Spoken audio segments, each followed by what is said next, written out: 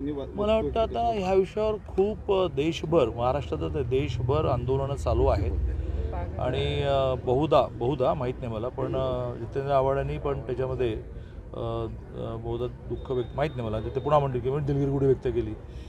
पण त्यांनी अशा प्रकारे लोकांच्या भावना दुखावण्याचं काही कारण नाही. जी रामलहर आली आहे ती त्यांना दिसत नाही असं माझं मत आहे. ती इतकी प्रचंड आलेली आहे. गावागावात लोक त्या अक्षता ज्या आहेत त्या अक्षता वाटण्यासाठी अयोध्येतून त्या अक्षता आल्या आहेत, निमंत्रण आलं आहे ते वाटण्यासाठी गावागावात लोक फिरत आहेत, मिरवणुका काढत आहेत.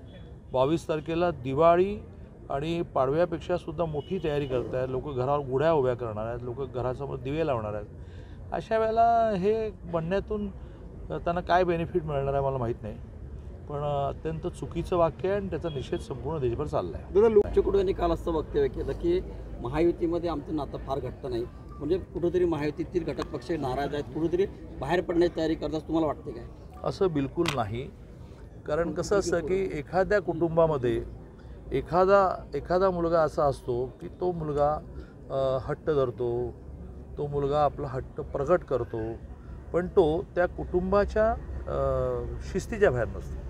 बच्चू कडू आमचे असे मित्र आहेत की ते मनात आले की लगेच बोलून टाकतात, पण याचा अर्थ ते बाहेर पडतील, ते मग ही लोकसभा लढतील की ती लोकसभा लढतील असं विरोधकांचं जे मनातले मांडे खाणं चालू आहे ते प्रत्यक्षात त्यांना काही खायला मिळणार नाही. दादा, एक प्रश्न काल रवी राणा असे म्हणाले की राजकुमार पटेल जे आहेत ते भाजपच्या संपर्कात, म्हणजे शिंदे आणि भाजपसोबत जाण्यास इच्छुक असं ते म्हणतात. स्वतः राजकुमार पटेल काय वाटतं तुम्हाला, काय सांगणार?